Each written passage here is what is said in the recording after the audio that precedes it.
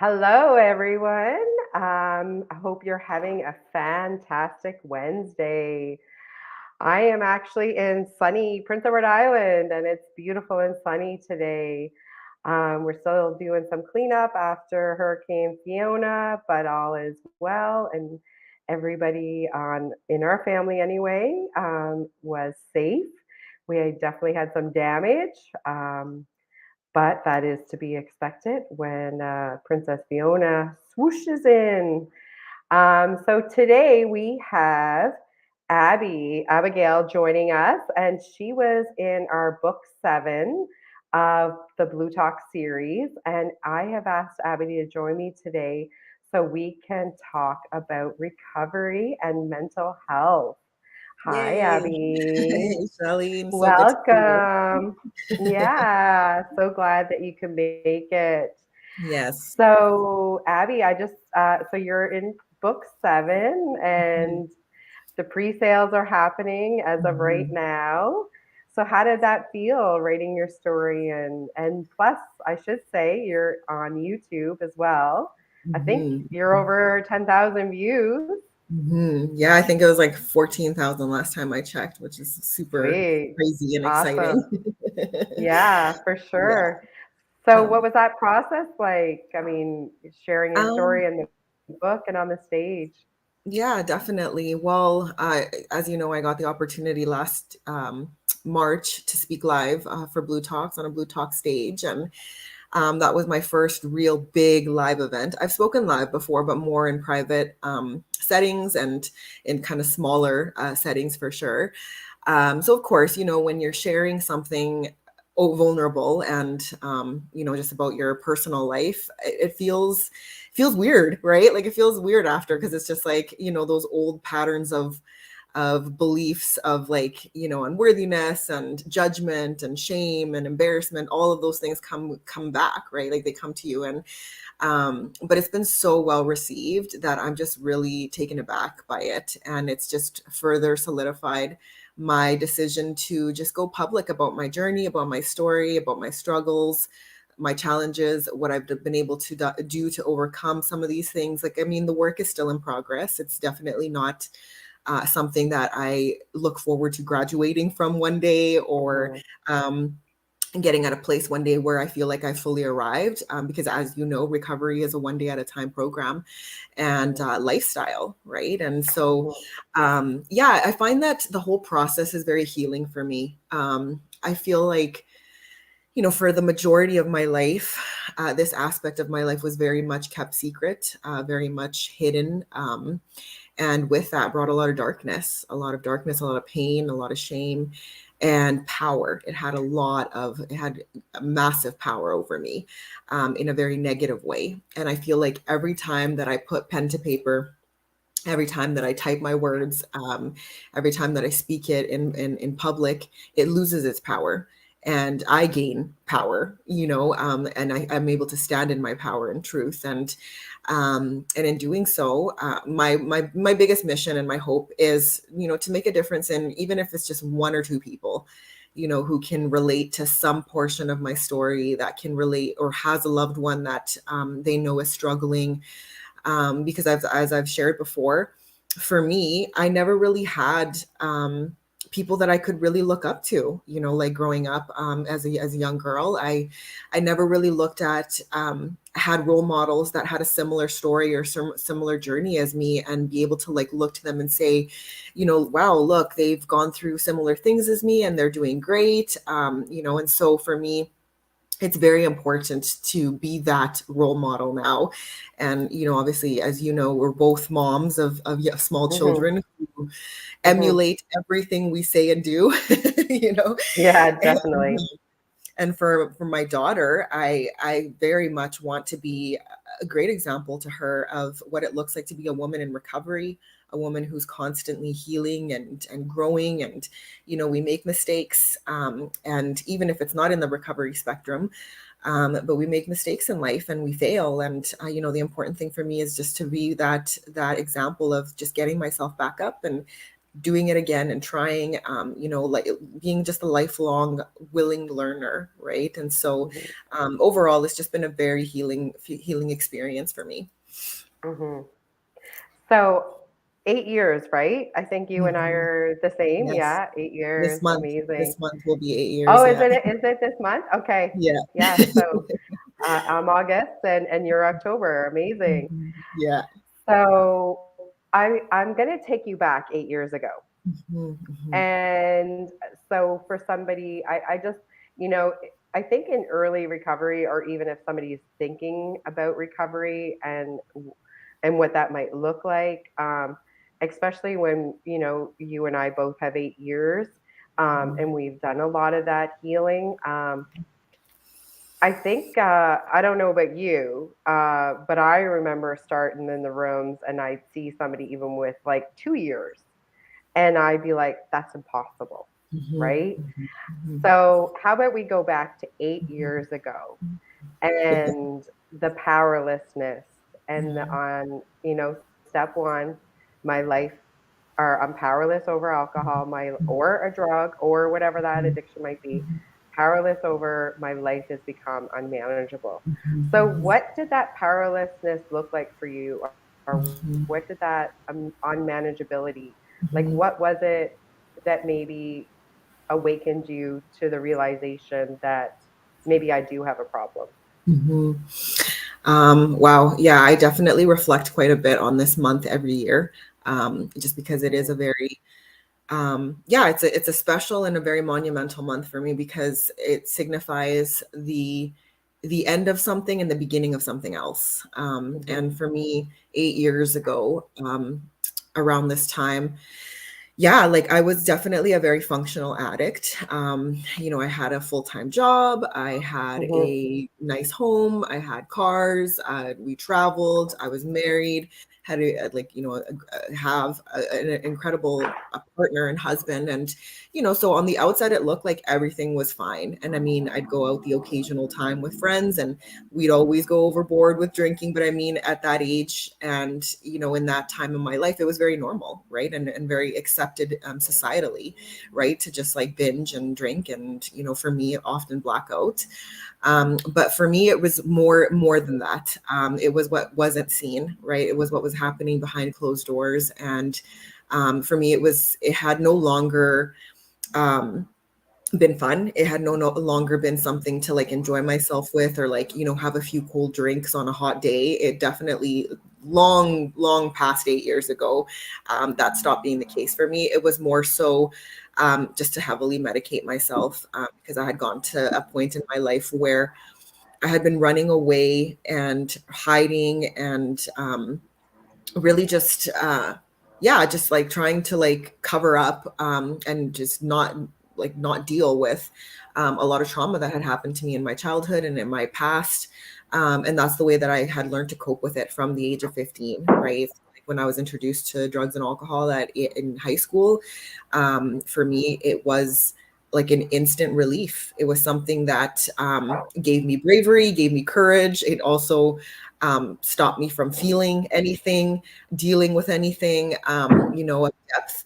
And yeah, it was just a really sad existence in that time of my life because, I had so much to be grateful for in that time and so much good things to look at. But unfortunately for me, the addiction was overpowering those good things, right? And it was just more so um, survival. It was really just a survival to get through the day so that I wouldn't have to feel and deal with these things that I, at the time, felt were life threatening. Like, I don't know what it was in my mind, but when I thought about, because I was 29 when I entered into recovery, and I can remember as early as like 18, 19, thinking to myself that the way I drank wasn't normal. Like I would just wake up like so sick, so hungover, and just so full of all those nasty feelings that come over you when you're hungover, right? And when you've had a night of drinking, over drinking.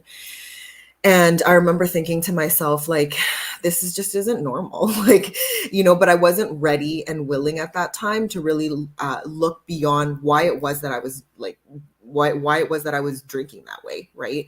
I knew in the back of my mind there was a lot of pain and hurt and damage. But again, I just wasn't ready and willing at that time to really do anything about it. And, I got in trouble with the law a couple times, a few years after, my 18th birthday. And still, that wasn't enough for me to really look at myself and say, I need to change. It wasn't until, years later, so from age 15 to 29, where I just really felt the way that I was living, the lifestyle I was leading was just going to lead me somewhere very permanent, whether it was going to be, jail, whether it was going to be an institution of some sort, or ultimately death, right? And I just had this very sinking feeling that I was playing with fire. And I think that at that point in time, I finally became ready. I was finally became ready and willing, more than anything willing, because you're never really ready. You're never just like you're never ready to be a mom. You're never ready to do big things in your life, but you're willing, right? And for me, that was the biggest thing, the willingness to really say, okay, it's time. It's time to make some changes. It's time to stop. And it's time to take a step back and look at what it is that is going on with me that needs it needs attention, right? And alcohol is just not doing it for me anymore. It's causing more problems and more harm than good. I was losing relationships. I was losing a lot of things. They say in the rooms of recovery that when we walk into those rooms, we're full of a lot of yets, right? Like you can say, I haven't lost my job yet. I haven't lost my marriage yet, but those are all things that eventually will, be lost, right? If we don't seek, like the help, right? And yeah, I totally relate to you with, early on in recovery, seeing people who had, even 30 days. I remember thinking that was just so crazy. I was like, how do they even do like a day, 2 days, a week, a month, 30 days, let alone people who had like 26 years, things like that. It was so shocking to me, but again, I'm the type of person that I just need to see one example of someone or something and to give me enough belief to say that if that person did it, then I can do it, right? There are no excuses. And as you know, when you enter into recovery, you're met with open arms. You're met with open arms from people who really are wanting to turn around and gift, what they have gained in their life, which is recovery, to the other person, right? To the next person. And, people just met me with open arms, with so much compassion, so much encouragement and support. And it was everything I needed at that time. And I still need, I'm still surrounded by incredible people who have, just have been walked with me through many, many things in the last 8 years of recovery. Because as you know, recovery is not easy. It's probably the hardest work I've done up until this point, and it continues to be the hardest work. Because like I said, it's not something that I can just say, oh, I've reached 8 years or I've reached 10 years. Now it's time to coast. Now it's time to just like sit back and enjoy it. And, because no, it just doesn't work that way, right? It's a lifelong journey of willingness and taking things a step at a time. And, and further to what you said about, like seeing people with 30 days or 2 weeks or whatever it was, something that somebody told me very early on was not to look at things in like too far ahead, like things like words like forever or never, like when you think about like, I'm never going to drink again, or I'm never going to you do drugs again. It can be very daunting because it's just like forever and never seem like it's infinite, right?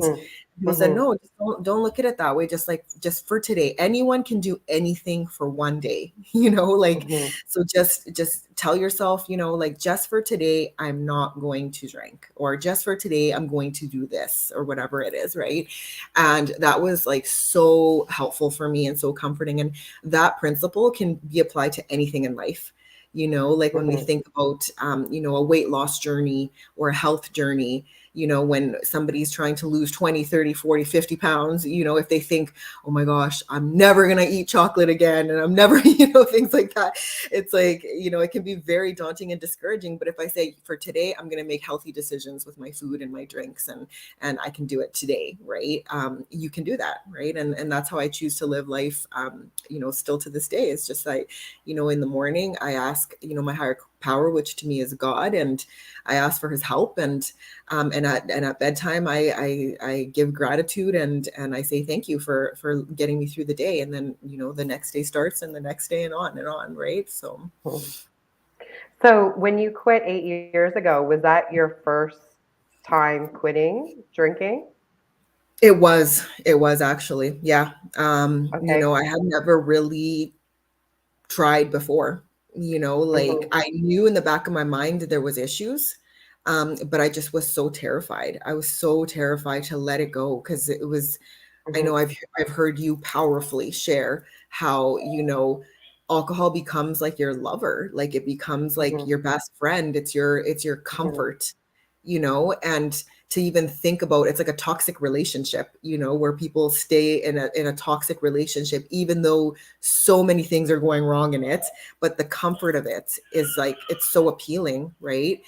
Hmm. And so, like, yeah, so like for me, when I even thought about, giving it up, it was so terrifying for me. Hmm. It wasn't until, like I said, I really just hit my own personal rock bottom, where I said, okay, it's time now. Yeah. And then, I do have a relapse story. So, like, almost 2 months, into my recovery journey. Um, yeah, like, I thought I was doing great. I was, attending 12-step meetings. I was, not drinking. I just kind of had, like, just kind of quit cold turkey. And yeah, and so, like, I was like, okay, this is not that bad. I made it almost to, like, I remember it was like, like 58 days or something like that, like very close to 2 months. And I and think you're probably approaching Christmas time too, right? yeah, If you're yeah. in October, yeah. No, this was in August. So this was in Oh, August. I okay. remember, yeah. So it was in Yeah. August, and then, so my sober date is actually October 26th. So Okay. it was August 1st, and my 2 months was going to be, November 1st. So Okay. August to September. Yeah, something like that.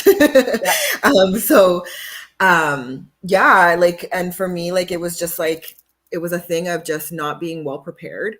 Where I just went out for a night out with, some friends for dinner, and no, like, very little people knew that I was, like, I had quit drinking, and I was just so terrified to, like, talk to anyone about it. Like, there was so much, like, Hmm. shame around it. So went out for dinner, and then, they ordered a bottle of wine for the table.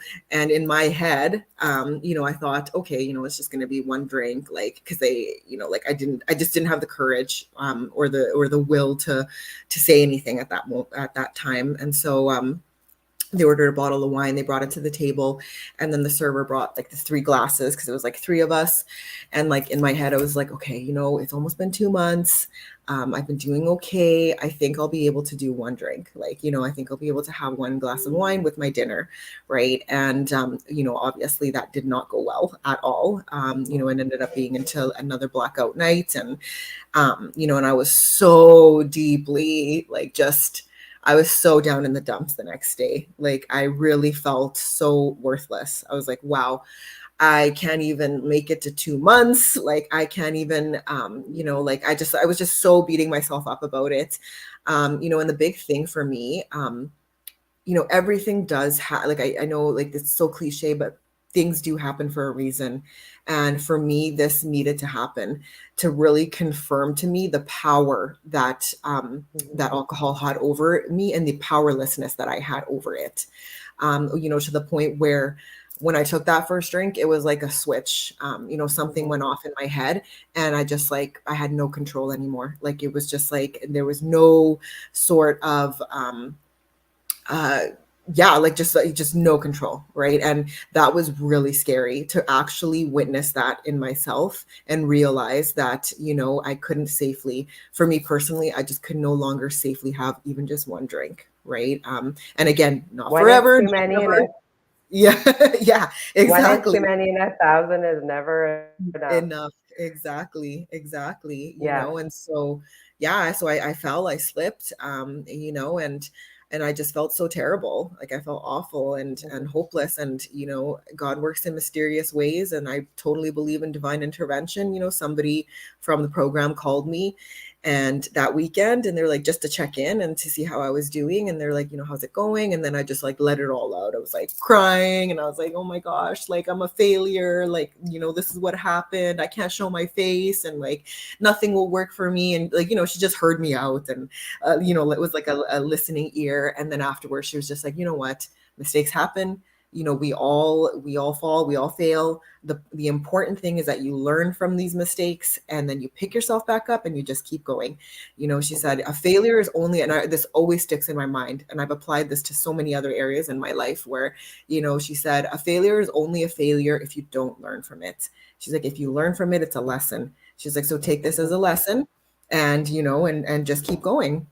And just Mhm. like a kid when they scrape their knee and they're crying, and like they kind of like suck it up, almost like that was like me. I was like, Mhm. okay. I was like, I can do this, I can do this. And like and that was October 25th, like 8 years ago, right? And Mhm. um yeah, and then like pretty much the rest is history, right? But again, a day at a time. Like I Mhm. like my first sober anniversary, my 1 year, I was such a mess. Like probably the first 3 4 years, every year on that day I was like a blubbering mess, because I couldn't believe that I had made it. I couldn't believe that I had done like 12 full months, 24 full months. Like I just was so in shock by it, because I just didn't think that I could, or that I would, right? And again, it's never been a solo journey for sure. Like there's been a huge village around me that has helped me through the years and continues to help me, right? And that's one of the biggest keys, is the fact that we're not alone, right? Mhm. And that's also another big part of my message that I really like to emphasize, is that we are not alone in our struggles. We are not alone in our journeys. Like isolation is so detrimental to anyone, but especially in an addict's life. Like I remember like growing up, being a small kid, and even going into my teen years, and just feeling so painfully isolated, because I thought I was the only one that had gone through these kind of things in my life. I was the only one that felt this way, because again, these things aren't talked about, right? Like Mhm. it's not open dialogue very often, especially as a young kid or a teen, right? Like now there's, I think, a little bit more awareness, just because social media, and people, everyone has a device, right? But like back in our time, and like the 80s, 90s, and like early 2000s, social media wasn't that present, right? And people weren't really speaking up about these things, especially women, right? Mhm. And so for me, it was just like, I thought I was like, again, I was the exception, right? Where it was just like, oh, it's only me that struggles like this, right? But the more I speak about it, the more I realize and hear from others that I'm definitely not alone, and that there's so many Mhm. others, are suffering in silence, unfortunately, right? Yeah, it's crazy because I remember when I was younger, a friend of mine's mother had gotten sober when we were, oh, I'd say young teens maybe, and both of her parents were alcoholics, and I remember her always going to Al-Anon Mm-hmm. and not knowing what it was, right? And she didn't really talk a lot about it. But just for any of our listeners, like that is something even for the family members are of addicts or Mm-hmm. alcoholics, Mm-hmm. which is a great resource for husbands, wives, children, or even a loved one. It could even be a friend, to learn more about the disease of addiction, right? And I loved what you said about control and um, thinking you were good and you could have the one, Mm-hmm. and it's crazy because I hear it so many times, and I myself can think it, um, and that's the power of it, right? Mm-hmm. It's like that monster in our head that says, "No, you're good. you can have one, but it's the difference between an addict brain and a not addict brain is that once we have the one, that's Hmm. when it kicks in, Hmm. the obsession of Hmm. wanting the more. Do you agree with that? 100%. 100%. Yeah. Like it's just, like you said, like it's kind of funny, like when I heard about this like analogy, but like they talk about the analogy of like a cucumber turning into a pickle, Hmm. right? Yes. And how like, once a cucumber is a pickle, you can't go back. Like Hmm. it can never again become a cucumber, right? First Hmm. of all, I didn't even know that cucumbers were pickles till like literally my adult life. No But pickles in the family. yeah. And but it's true, like, once you're an addict, you are like that pickle, where you can never go back to, being just like a non-addict, right? Like that will always be Hmm. with you. And that's the power of it, right? And in the big book, as they like to call, the literature, one of the big pieces of literature in the 12-step programs, it talks about how alcohol is powerful, cunning, and it's Hmm. baffling, Exactly. powerful, cunning. And I remember like one of my mentors had said we should also add patient. It's cunning, powerful, baffling, cunning, powerful, and patient. And patient because it's always waiting for us to make that slip. It's always waiting for us, to have that thought in our head, of just the one, I'm just gonna have the one, or just the Hmm. sip, or whatever it is, right? And then it's just gonna, basically you're back to square one, if not negative square one, right? Hmm. After you make that decision, because it really does have that big of a grip, and power over you, right? Hmm. It's yeah, it's scary. It's very scary stuff. Yeah, my counselor used to always say it's in the parking lot doing push-ups. Yeah. Yeah. You know,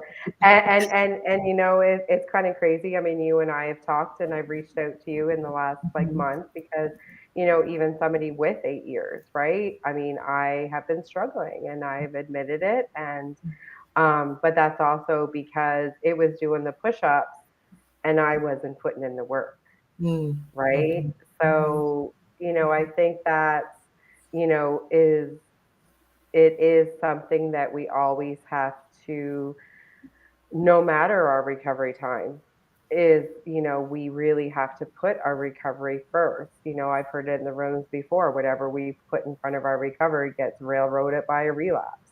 Mhm. And as a mom, this, like it's easy for us to put the kids first, the family first, and everything else. But then, coming to a place of thinking about the relapse is it should be a wake up call, I hope, for others as well as it was for myself, to kind of go, okay, Mhm. I have to start doing the push-ups too, you Exactly. know or else it's Mhm. going to take me out. So Mhm. it is, I think it, to some people it sounds daunting, in the fact that it is a lifelong journey, but the journey also can be fabulous, right? The Absolutely. promises that we get, and the serenity, um like, what does that look like for you, um as far as the manageability that you now have, or a piece of Mhm. serenity in your life from Mhm. taking that step 8 years ago? Mhm.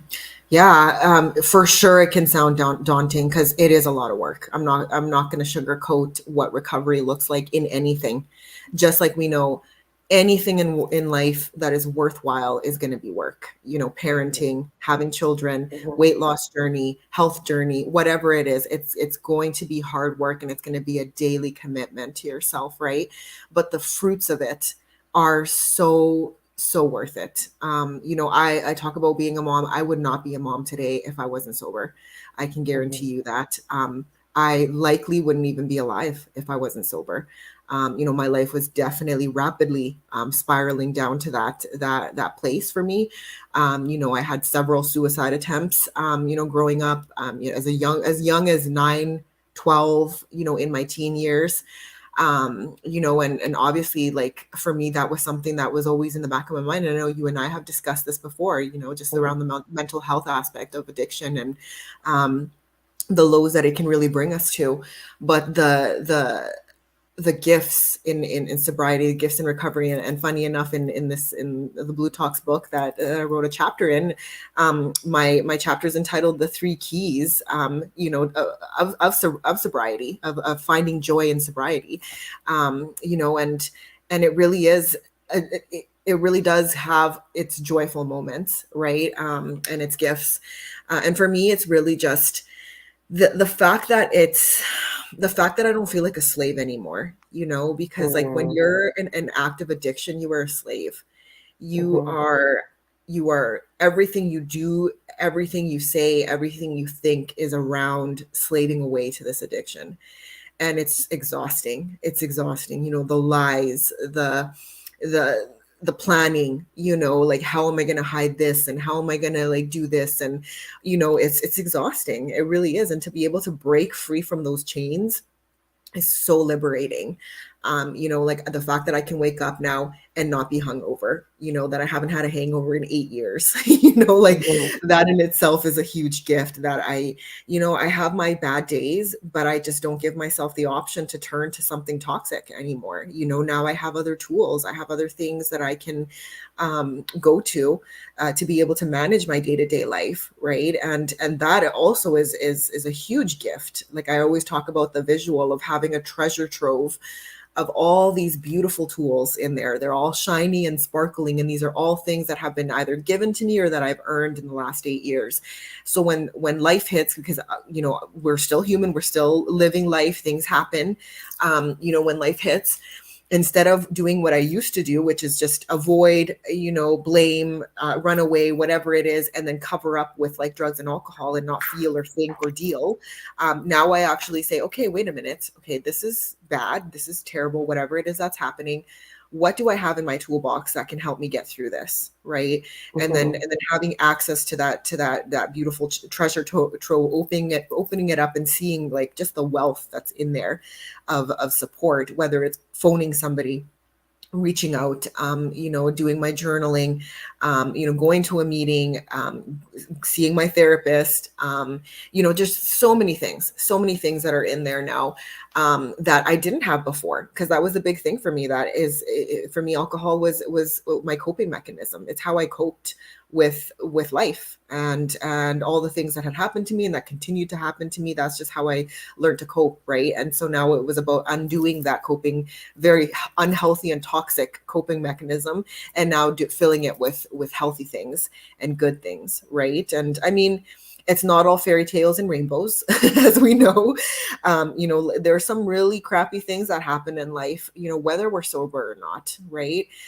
Well, And and whether we're an addict or not, I mean, exactly, crappy things happen to absolutely, non-addicts. It's life, right? exactly, It's learning to live life on life's terms. exactly. Um, but for us, and I think everyone should have a program of some sort. Mhm, I mean, I'm mhm, a believer in that because there's so much that comes from, I think, doing the steps. And, I know that you attend meetings as well, but there is other options too. And I love that you brought up those other options in a toolbox because AA, NA, CA, GA, I mean, all these A's, anonymous, are not the answer for everybody. mhm, And you and I think, are on the same page where we're not mhm, pushing somebody in that direction. mhm, We ourselves have, I think, had good, had luck. If mhm. you call it Good luck, I don't results. really know. Yeah, Mhm, results, I guess, would mhm, be, thank you. Yeah, mhm, results from the program. But you have said a few of those tools, like a mhm, therapist, mhm, like the journaling. So mhm, what are some other different techniques mhm. or tools that you have learned? Yeah, Um, yeah. I 100% agree with you. 12-step program isn't for everybody. It's not mhm, meant to be for everybody, right? It is an option. It mhm, is a solution for some. And like you said, for you and I, we've had great results from it, which is, for mhm, me, it's become a part of my lifestyle. mhm, But for me, I knew when I came into the programs, that I needed something else. And even like I said, like I made reference to like the big book, the big, of in there, it talks about how sometimes you do need to have outside help, Right. right? And for me, that looked like the form of, having like finding a therapist, somebody that I now have been seeing for almost 8 years. I'm a huge, Mhm. huge advocate and just encourager of people to seek professional counseling for anything and everything in life. Whether it's, your marriage, parenting, whether it's self-image stuff, whatever it is, they are professionals for a reason. And for me, I've had an incredible relationship with mine for, the past 8 years. And she has helped me Mhm. sort through a ton of my stuff. The beauty about that is that it's coming from somebody who cares, but they're not emotionally attached to you, like somebody who would be like your partner or a family member, where there is emotions attached, right? And so there's a bit of a bias there when they're giving, Mhm. counsel or advice. Mhm. So that was one huge one for me. Like I really saw huge changes in myself when I joined like support groups. So they weren't necessarily 12-step groups, but they were support groups of people who were either children of alcoholics or people who had been abused, people who had like things that were related to my experience, right? Because like I talked about, isolation is so critical. Mhm. Where when you start feeling isolated and you start isolating yourself, scary things can happen, right? Because you're basically self-counseling yourself.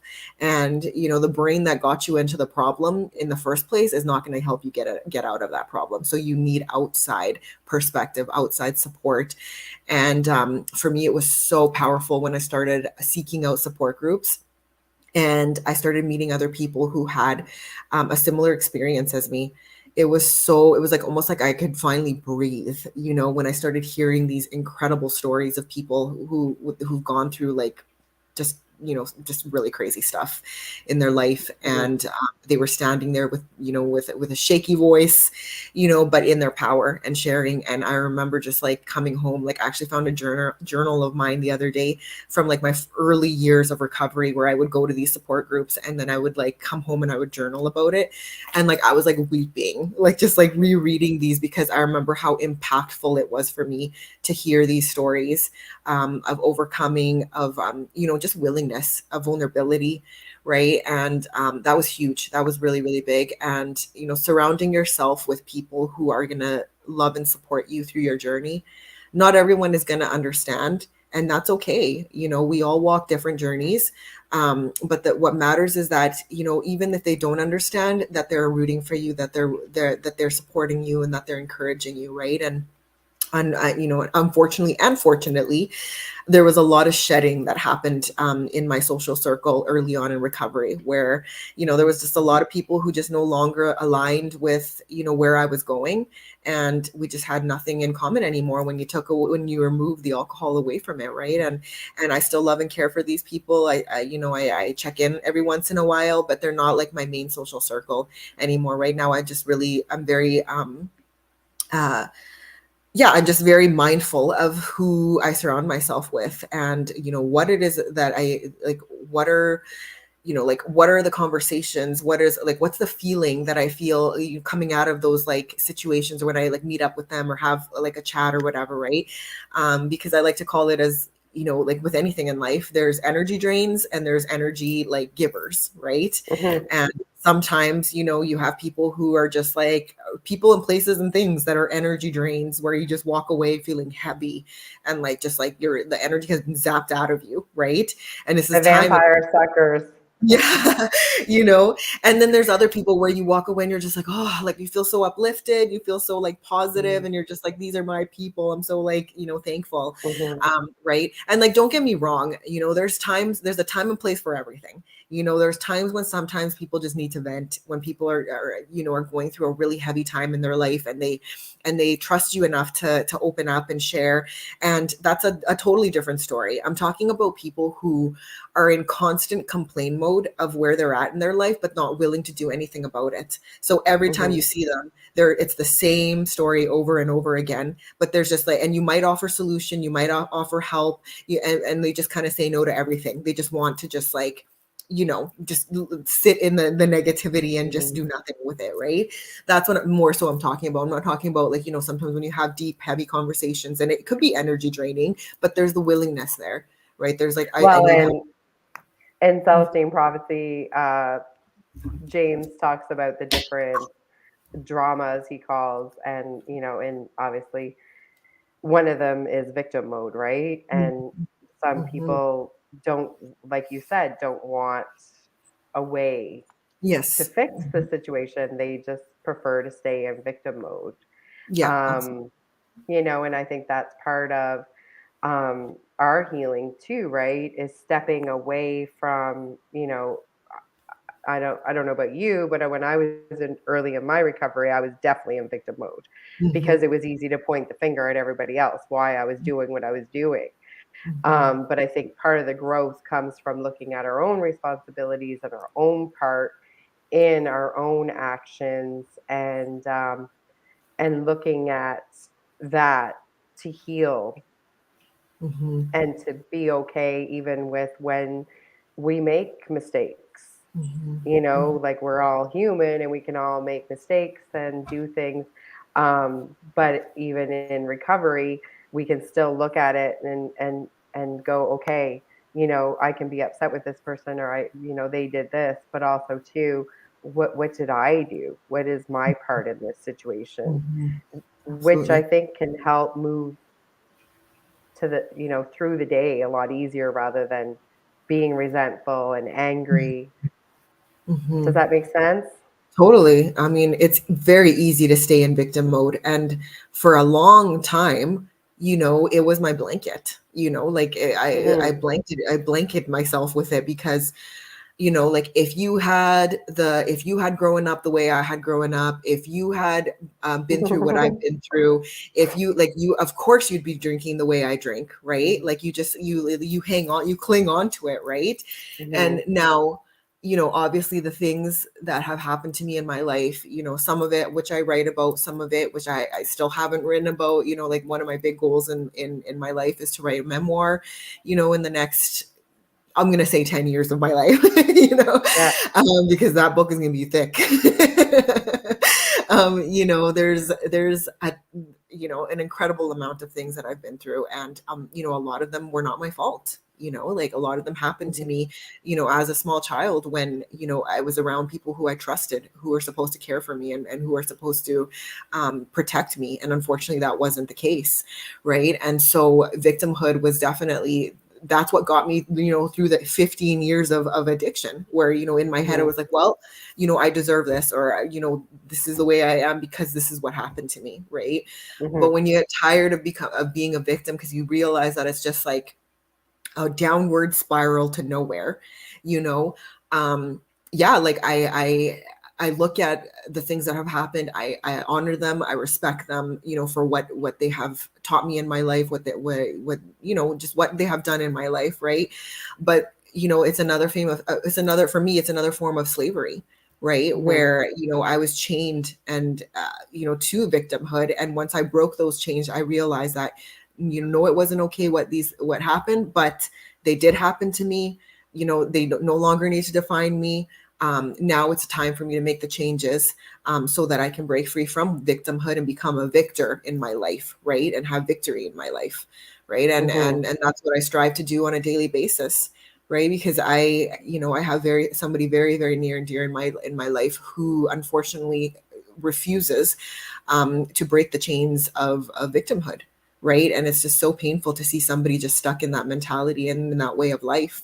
Um, where yeah, like they're just very, very, they're too comfortable in the victimhood to look at anything and anyone else. And for me personally, I feel like it's a very selfish way of thinking and feeling, because those around you are still watching and still seeing what's going on. And and it's painful. It's, and Hmm. only that one person can, only we can make that decision to break those chains and look at things in a different perspective.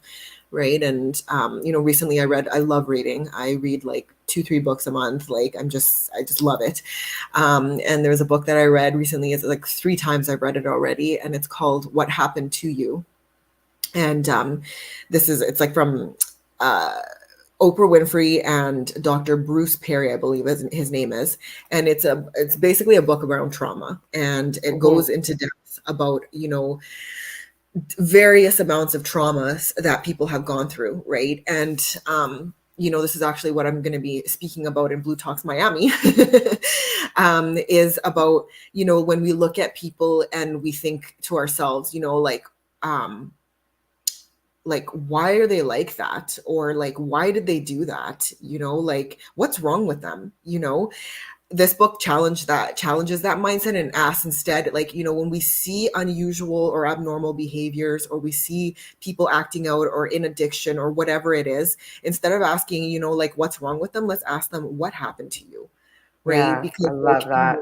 yeah, because behind that, there's always a reason, there is Hmm. something that happened to that person that has caused them to seek, this painful way of living. Right. Hmm. And I think that is so powerful, because I just think of myself as a kid. Well, early on, like elementary years, I was very, very shy. I was bullied in school. I was like the only person like that was like not white at this one school. I remember in grade 4. And so like, people used to tease me. Like it was just a lot of crazy stuff. And, when I got to junior high, the end of junior high, I kind of rebelled and I turned into like, kind of a tough girl, right? Where, if anyone said anything or did anything to me, like I just want to fight them, and and then, That I was your remember, survivor mode. yeah, for That sure, for was, sure. yeah.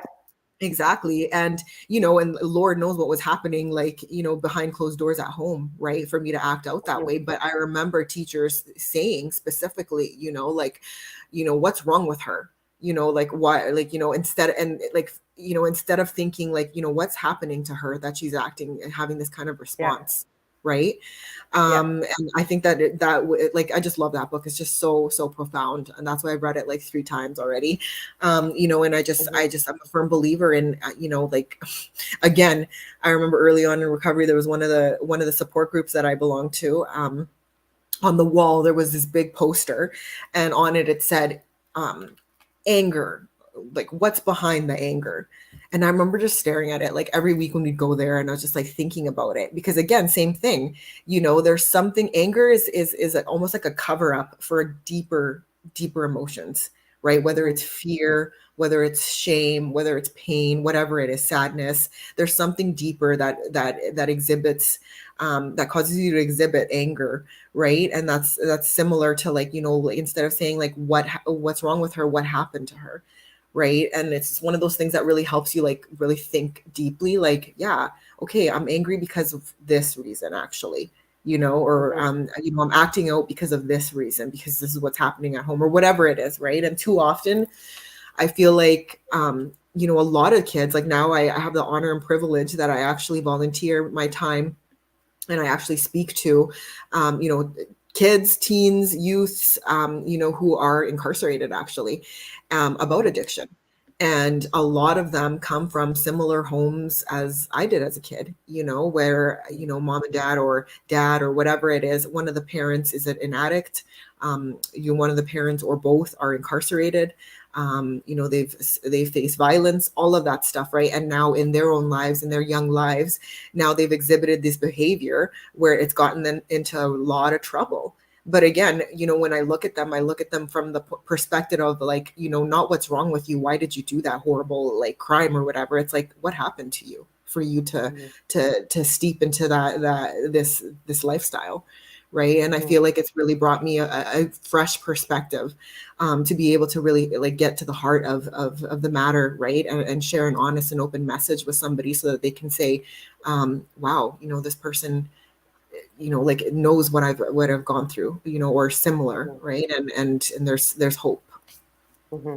Well, and it makes me think about when I was, I remember the first time I was going through some of my resentments. Mm, And I was really, and there, I think there's a difference. I was struggling with forgiveness, mm, and I heard somebody once say that not everyone deserves forgiveness. mm, In some cases, especially when it's sexual assault and things of that nature. mhm, But I was struggling, and I remember I sat there and maybe I heard it in the rooms, maybe it came to me, I don't know, but I was meditating on it, and then all of a sudden I was like, hurt people. mhm, And then I started to look at my list again, and I remember going through it and realizing and looking at the life that the people who hurt me had led, mm, or if I knew some of their home lives. And then I started to realize that it was true. mhm, And, you know, I think some people can, like you said, become the toughs and, bully themselves. And in some cases, are struggling with that at home. Some other ones, go a different route and become very quiet, the lost child, so it can kind of go either way. But it's there, mhm. right? And Mhm. it's present.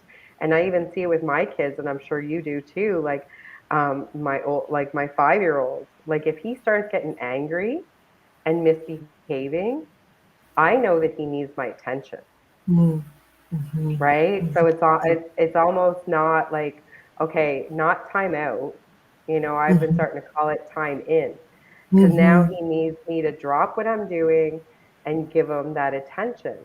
And as young children, um, that's all we craved when we were younger. And in some way or shape or form, um, if we weren't getting what we were hoping to get in the love we were hoping, then we found other outlets or other ways Absolutely. to suppress, I guess, that Mhm.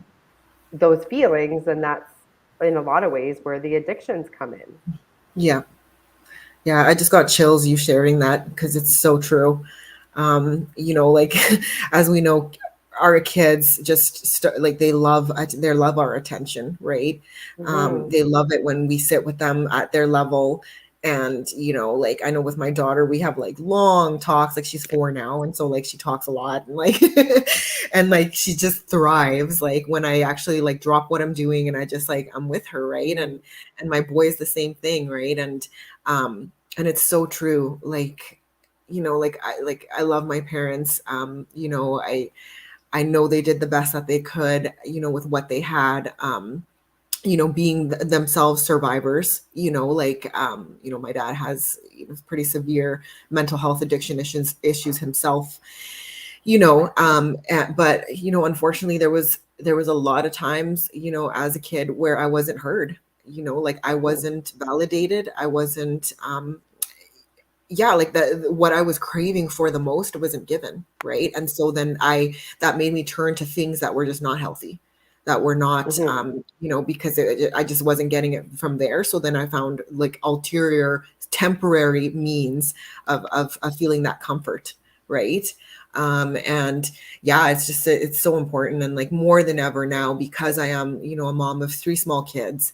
I know that, especially like I said, my daughter's 4 now, and like she's starting to like talk like me and like say like make facial expressions like me and things like that, right? Where I just like, oh my gosh, like she's like a little carbon copy. Like it's so important for me to not only just like talk the talk but like walk the talk, right? And just really show her like like sometimes when I'm frustrated or whatever it is, like I voice to her like mommy's frustrated or overwhelmed right now, like whatever it is, so that she can actually put names to like emotions and feelings, instead of like being confused and being like, why is mommy acting like this or whatever it is, right?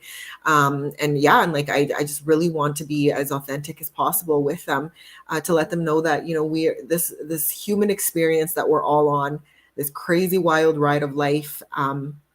It's there's so many things that go into it on a day-to-day basis, so many emotions, so many things, and it's okay to have emotion, it's okay to have feelings, but there's ways of regulating those emotions Mhm. and feelings, and not suppressing them or being shamed by them or shamed about them, yeah, like as I'm learning, I feel like I'm teaching them what I'm learning as well, right? Because I like, feel the same way. yeah, like these are things that Mhm, weren't really necessarily taught to me, as a kid, or mhm. modeled to me. But again, coming out of the victimhood mindset, like just because these things weren't modeled to me or taught to me doesn't mean that I'm powerless. That doesn't mean that I can't learn these ways, right? Like I can absolutely learn, even though I'm, in my 30s, right? Like I can learn how to regulate, my emotions. I can learn how to, like, talk properly. I can learn how to problem solve, all those things, right? And in a sense, I really kind of had to do that anyways once I quit drinking, because Mhm. I know it was told to me before, where the age that you were when you Yeah. began your addiction is pretty much your emotional, like they call it the emotional sobriety. It's when your emotional, like sobriety basically like ended, right? And so like, during that period of addiction, there was no regulating of emotions, because I didn't allow emotions to like to feel those emotions or deal with them, right? I just drank them away and just covered them up. If something bad happened in my life, I drank. If something good happened in my life, I drank. Like if something was painful, I drank. Like it was all like, all feelings were just blanketed and covered up with, the alcohol. So then when Mhm. you take that away, suddenly like life doesn't stop. We're going through day-to-day life, we're facing things are happening, and you're getting all these flood of emotions, and you're just like, what do I do with this? Whereas like before, I used to just pick up a drink and just like, that's how I would cope. Now it's like, okay, I'm feeling frustration, I'm feeling anxiety, I'm feeling sadness, like what can I do to like, regulate this for myself, right? And then you learn healthy ways, right? And there's a sense of humility in the journey as well, where you have to be humble enough to know that even though whatever age that you are in your physical body, it may not line up with your emotional and mental age, right? Because it was almost suspended during that time of addiction, and now when you take that away, you almost have to relearn these things, right? And I love it. I think it's amazing that we have the ability to do that as human beings. Yeah, and I love, and the thing with children, right, is like they're at a stage where they don't know how to emotionally regulate, Mhm. right? Like Exactly. they feel it, but they almost look to us like how to outlet it, right? Mhm. And it's crazy because Sebastian being 5, like, and I felt proud in this moment when he did it, but he was like, "This is what I look like when I'm angry, and this is what I look like when I'm happy, and this is what I look like when I'm surprised." And I can't remember. Oh. And he went, "This is what I look like when I'm afraid." But in that moment, I almost felt proud because I was like, Mhm. wow, like he just named off 5 emotions. And when I Mhm. went to treatment 8 years ago, all I knew was happy or sad. Mm. That's it. Wow. So, Mhm. you know, I Mhm. but it Yeah. was just because, like you said, right? It was like, oh, I had a good day, so I'm going to drink. I had a bad day, so I'm going to drink. Mhm. Um, and it takes a bit of time to sit with those emotions Mhm. Mhm. and even the grieving sometimes Mhm. that can go along with Mhm. knowing that, like you had heard me said before, like it felt like to me a lover, Mhm. right? So there is even a bit of grief that goes along with saying your goodbyes. Absolutely. I love that you touched on those two things about grief and sitting with your emotions. I love that you touched on that, because, like I talked about earlier on in our chat, when I knew all those years ago that my drinking wasn't normal or healthy, and I like, but just the thought of like letting it go was so terrifying for me, because I Hmm. had never, like, I literally felt like I was gonna die, or I was gonna Hmm. like just facing these things, these horrible things, these memories, whatever it was gonna kill me. Like I literally, that's how Panic. terrified I was, right? Because I had never ever sat in the emotions. I had Mhm. never allowed myself to sit in them, as painful as it was. But through the years, I've learned skills and healthy ways of coping through sitting through those emotions. And they hurt, yes, no doubt, but they do pass away. They do pass, and then with the passing of them comes strength. Like, you learn how strong you really are to be able to overcome some deeply painful things, like, and wounds, right? And I love that. I love that, now when bad things happen, yes, they're still painful. The pain doesn't go away, right? But I actually learned to sit in the emotion. And and I, like, there's things like meditation that I do. Like, again, journaling is a big thing for me. Talking it out with a trusted person, right, when you're going through these things, and then it eventually washes away, right? And grief is 100% part of recovery. There is for Mhm. sure a grieving that happens of your old lifestyle, of your old friends, of your old coping mechanism. Like, there's a lot of grief, right? And Mhm. relationships. And as you know, grief is wild. It's erratic. They always talk about, like, the anger, the denial, and all that stuff. Like, yeah, like, that's all part of it. And sometimes it comes in waves, and sometimes it comes in, like, in different orders of, like, what emotions you feel. But it's still something that we go through, and it's part of life. Mhm. Like, where, again, this it's something that we can't avoid ever in our life. Grief is something that we have to learn to deal with, and there's healthy ways of doing so instead of turning to addiction, right? Mhm. Or drugs, alcohol, food, sex, drugs, whatever it is. Well, and it's I was watching a podcast a couple of days ago, and they were talking about the devil we know, right? Mhm. And and in addiction, whatever that might look like for anybody, it's a devil that we know, right? We're comfortable with it. So part of the journey of recovery, it is uncomfortable because it's new, especially for yourself and for me, who started at such a young age. Um, it's all we knew, right? Mhm. And so that devil becomes very comfortable. Mhm. um you know but for anybody listening, it will be out there doing the sit-ups, but Mhm. it is worth it to say your goodbyes. Yes, absolutely. Absolutely. So worth it. And I really do admire you as well, like, being on a similar sober journey through the things that you've overcome. And it's so, for me, it's one of the keys of my sobriety and of my life now, is to watch other people, thriving in their recovery, right? And taking, and even if we may not feel like we're thriving, we are, because what's I always think to myself, like, this is something that I had to talk even with, like, my husband, right, before I kind of went public about my journey. And because it's a big thing. It's a big thing to open yourself up to the world about your deepest, darkest struggles, right? It's very vulnerable and exposing, right? And it was something that, I had discussed with him about, like, how is this going to be, like, how's this going to feel, like, whatever it is, right? And I remember even recently he told me this. He's like, he's like, you're in life, you're never going to be for everyone. Like, you're never going to make everybody happy. And as you know, like, as recovering addicts and also people pleasers, it's a lifelong struggle of, like, not wanting to, like, displease anyone, and wanting to be in everyone's good books, and wanting everyone to like you, and all that kind of stuff, right?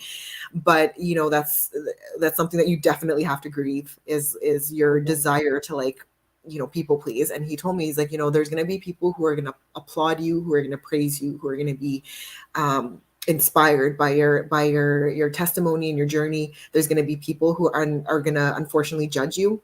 They're going to think they're better than you. They're going to, like, maybe, like, mock you or scoff at you or whatever it is, right? And that's okay. Like, don't focus on those people. Like, focus on the ones that you're actually touching, the ones that you're actually inspiring, the ones that are actually connecting with your message, right? Because those are the ones that you're doing this for, right? And Mhm. for yourself, right? And it was just like this big, like, sigh of relief for me, where it was like, okay, like, it's true, right? And the ones that matter the most to me are the people that are are actively in my life, that are in, like, that famous poem that Brene Brown wrote a book about, the man in the arena, like the Mhm. people who are down in the arena with me, those are the ones that matter, not the ones who are in the nosebleed section, like throwing paper and cans at, like, the people Mhm. actually like fighting every day, right? Because again, what would I, going back to what I was going to say at the beginning of this, is like, I thought to myself, what's more embarrassing and shameful? Me being a closet drinker every day, coming home from work, drinking myself to basically oblivion, Olivia. waking up doing it over again and over again, or me choosing the discomfort, choosing the non-easy road of recovery, right? And then speaking about it, and I was like, no, it's more shameful for me to like continue being a closet drinker and living that horrible sad life than me speaking up and saying, like, this is what happened to me, this is what I did to get through it, this is what I continue to do to get through it, and I'm still fighting. And so like I just really had to release that from myself, of the fear of the judgments and the embarrassment and the shame and the guilt and all that kind of stuff, right? Because it's just like, yeah, like I know what I'm fighting for, and I know what the journey has looked like, and it's something that I'm very proud of. Mhm. Because yeah, it's not hasn't been easy. Well, I am very proud of you as well, and your journey, and just being fabulous and coming on here and sharing your story. And and it's not easy, and I'll have to send you the clip. I'll find it. But I was watching Oprah, and and she was talking about, even her on the show, and the billions of views and millions per episode. And and she just talked about like how, that one story though that was aired, like it may have hit millions, but it may have changed a couple of lives. And it Mhm. may have been the difference between living and dying, Mhm. and I think and I believe, like, by you sharing your story, hopefully by me sharing it and more of us sharing the story and taking away the shame and the isolation and the loneliness and making it not be shameful to talk about, um, that lives can really be saved. Absolutely. Absolutely. Even Yeah. if it's just one, like a e- life is a life. Exactly, and everyone deserves the best life they can strive for. And um, I just thank you so much for coming on here. And Abby, how can people reach you? And I Mhm. also just want to say too that in the comments, I will post a couple of 1-800 numbers. Mhm. I know you're in Alberta, I'm in PEI. I mean, I can even Mhm. post a couple of kind of 1-800 numbers for mental health and hotlines, addiction. And but Mhm. how can anybody reach you personally, or maybe even get their hands on the pre-sale of Volume Mhm. 7? Yeah, that's awesome. Yeah, first of all, thank you so much for the opportunity. Again, I always love chatting with you. Thank you to you and Corey for like this platform that has been life changing for so many people, including Mhm. myself. I know you guys do an incredible amount of work behind the scenes that people have no idea, to bring this platform, the books, the talks, all that stuff, the podcast, all of that stuff, right? It's a huge work, and you guys are doing an incredible work in it. Thank Um, you. so thank you so much for the opportunity. And then, yeah, just to reach me, my handle on Instagram is at uh.vee. It's my personal blog, and it's attached to my Facebook page as well. Mhm. And then my email, I'll put it in the comments. I'll put my Okay. contact information in the comments. But yeah, like again, always a pleasure. I can't wait for Blue Talks Miami, which is the next stage that I'll be speaking at in November. Yeah, it's gonna just be amazing, and I can't wait. So, and yeah, the Awesome. sale is open right now for the book. Again, we'll also put that in the comments for the link to order your copy. Awesome. Well, Mhm. thank you so much, Abby. And I'm at the bottom of your, we, I'll just say that we had to change offices because of the hurricane. So Okay. at the bottom of your screen, I think it says leave studio. Okay. Yeah, so just because the other controller is in the other room.